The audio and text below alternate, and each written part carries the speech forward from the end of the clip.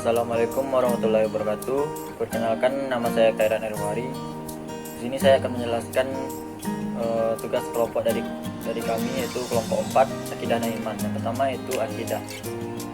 Kata akidah berasal dari kata adu, yang makna dasarnya menunjuk pada syiddah atau wutus, berarti ikatan. Kata adu juga bersinonim dengan kata al-hablu tali dan al-ahdu janji. Dalam kosakata bahasa Indonesia ditemukan pula serapan kata adu, misalnya dalam ungkapan-ungkapan akad nikah, akad jual beli, akad kredit, yang pada umumnya mengandung makna ikatan atau perjanjian. Lalu apa kaitannya dengan akidah? Akidah pada dasarnya adalah sebuah ikatan yang membuka hati antara seorang manusia dengan sang khalik Tuhannya. Yang kedua yaitu iman. Dalam istilah sehari-hari, akidah lazim disebut dengan keimanan atau iman. Iman adalah sistem keyakinan Islam yang pokok-pokoknya terdapat dalam rukun iman yang enam, sebagaimana terungkap dalam hadis Nabi SAW berikut, yang artinya maka ceritakanlah kepadaku tentang iman. Rasulullah SAW berkata, hendaklah kamu beriman kepada Allah, malaikat-malaikatnya, kitab-kitabnya, hari yang akhir, dan engkau hendaklah beriman kepada kadar baik dan kadar buruknya. Hadis riwayat Muslim.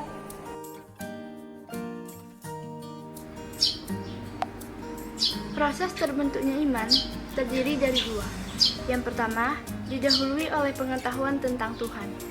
Artinya, bahwa iman itu dapat diperoleh lewat cara berpikir, perenungan mendalam, survei, atau penelitian terhadap alam semesta.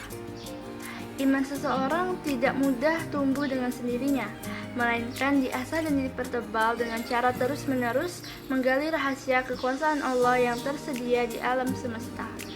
Di samping selalu taat, takwa, dan beribadah kepadanya. Yang kedua, timbulnya sikap percaya kepada Allah.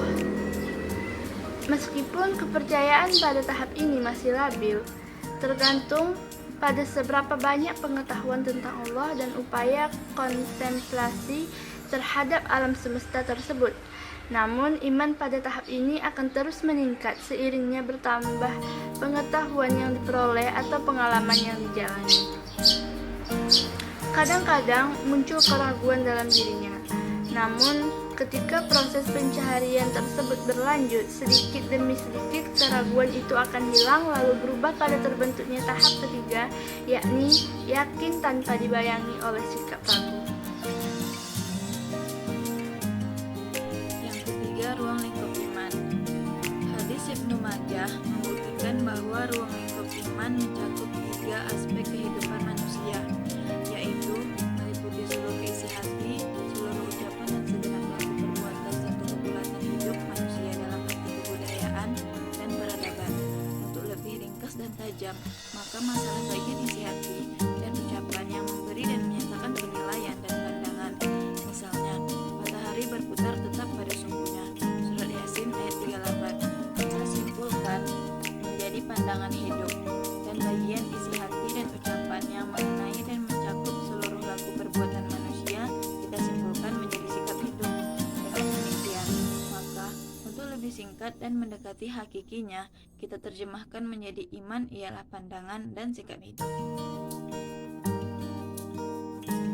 Keempat, tanda-tanda orang beriman. Allah Subhanahu wa Ta'ala berfirman, yang artinya sesungguhnya orang-orang yang beriman adalah mereka yang apabila disebut nama Allah gemetar hatinya, dan apabila dibacakan ayat-ayatnya kepada mereka bertambah kuat imannya, dan hanya kepada Tuhan mereka bertawakal. Quran Surat Al-Anfal ayat 2.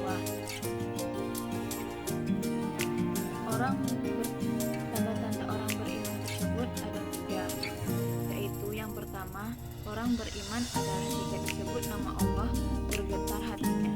Contohnya saat mendengar azan, apakah ketika sambil mengobrol atau mengerjakan pekerjaan lainnya, ada sesuatu yang berbeda pada dirinya, ada sesuatu yang menggetarkan hati kita.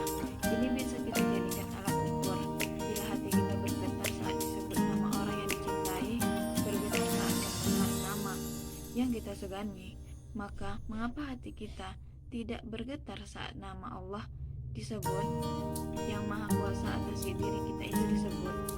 Dalam tafsir, Ibnu Katsir menyatakan, ayat ini menunjukkan sifat orang beriman yang sebenarnya, yakni merasa takut kepada Allah sehingga menjalankan perintahnya dan menjauhi larangannya. Jika disebut nama Allah, dia semakin takwa kepadanya. Yang kedua, apabila dibacakan Al-Quran, bertambahlah keyakinannya. Ali bin Abi Thalib berkata, ilmu seseorang itu adalah amalnya. Ilmu banyak, tapi amal sedikit, berarti ilmunya itu sedikit. Contohnya, ilmu agamanya itu banyak, alumnus universitas terkenal, tapi dia masih saja suka membicarakan kejelekan orang lain di belakang. Ini membuktikan ilmunya masih sedikit. Banyak ilmu tapi sedikit amal, maaf, itu seperti keledai. Lihatlah seekor keledai yang kemana-mana membawa tumpukan buku, tapi dia tidak paham buku tersebut. Hebatnya ilmu seseorang dapat dilihat dari kegigihannya melakukan perbuatan yang Allah sukai. Yang ketiga, bertawakal hanya kepada Allah. Orang beriman tidak bersandar pada siapapun kecuali hanya kepada Allah. Ia tidak ragu saat mengeluarkan hartanya di jalan Allah karena ia yakin dengan jaminan Allah.